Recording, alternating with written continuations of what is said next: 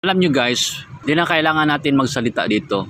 We don't need to talk about Marcos, about the government right now, about the government of Duterte, our former president. For the past several years sa mga daan na mga politiko, ito lang ang politiko na may pangako na tag 20 na lang yung bigas, ibibigay na yung gold habang kumakain sila gamit yung kutsarang ginto. Yung mga tao naman namamatay sa kahirapan na walang pangundangan ang taas ng mga bilihin ngayon. Simulat umupo. Pakiramdaman na lang natin ang daming pakulo, ang daming propaganda, ang daming ginagawa, namimigay daw sa isang barangay. Tapos ang daming mga activities pero wala tayong naramdaman. Tingnan nyo yung bansa, sobrang dumi. Naglalabasan na lahat at walang alaga ng ating Pangulo. Hindi katulad ni Duterte noon. Nakikita ninyo, mayroon talagang mga public servant, mga authority, mga law enforcers na gaguide sa mga tao at nagbabantay. They are served and protect with dignity and honesty to the people dahil tayo yung nagsusildo sa kanila. Ang laki ng sweldo. Naku guys, no? Sa panahon ngayon, ang government employees lang ang nabubuhay sa laki ng sweldo. Ang liit ng sweldo ng ating mga kababayan. Hindi ba niya naisip yun? Over 120 million people in the Philippines.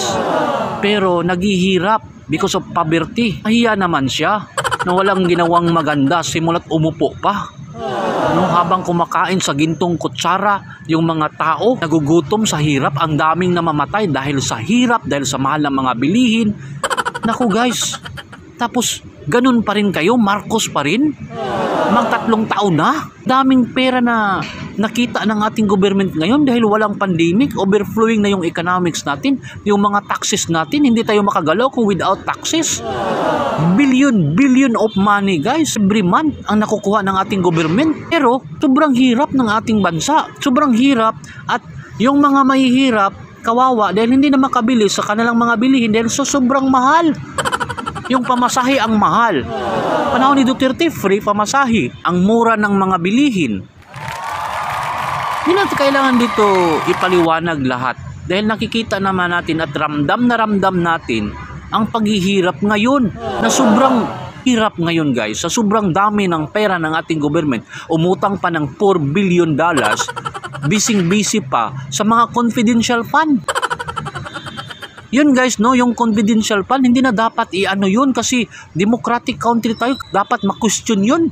Bakit kumukuha siya ng billion habang ang mga Pilipino naghihirap sa sobrang mahal? Ano yan? Hayaan na lang natin dahil Marcos? Wala na ba tayong ulo dito guys? Wala na ba tayong utak dito at pakiramdam dahil Marcos? Grabe na, harap-harapan na tayong inabuso tapos Marcos pa rin kayo? Grabe na.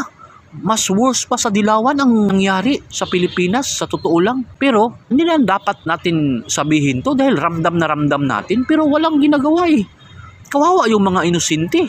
Ang daming propaganda, paiyak-iyak. Bakit? Inutil ka ba? Wala ka bang magagawa? You are a president. You have the power. Isa Duterte, tension pa lang sa gera ng Iran at saka Amerika. Pero nakikita natin, no, gumagawa ng action agad. He was conducting immediate flight, emergency flight para kunin yung mga kababayan. Dahil yun ang ginagawa ng ating president. Irresponsible niya na isave yung life, hindi nang paiyak-iyak parang inutil. Tapos yung ng mga followers, nakikita namin, ramdam namin ang pagmamahal mo. Buta! Yung mga Pilipino naghihirap ngayon, naramdaman ba ninyo na wala nang kinakain sa sobrang mahal? Grabe! Saan yung pag-uutak ninyo? Kawawa naman yung mga Pilipino, mga inosente, pinapatay lang sa mga naglalabasan ng mga adik ngayon. Sobrang dami na. At walang mga pulis na nagbabantay sa sobrang laki ng sweldo nila. Sayang lang yung sweldo natin sa kanila. We are wasting our money. Tapos sobrang mahal pa. Grabe. Wala kayong pakiramdam.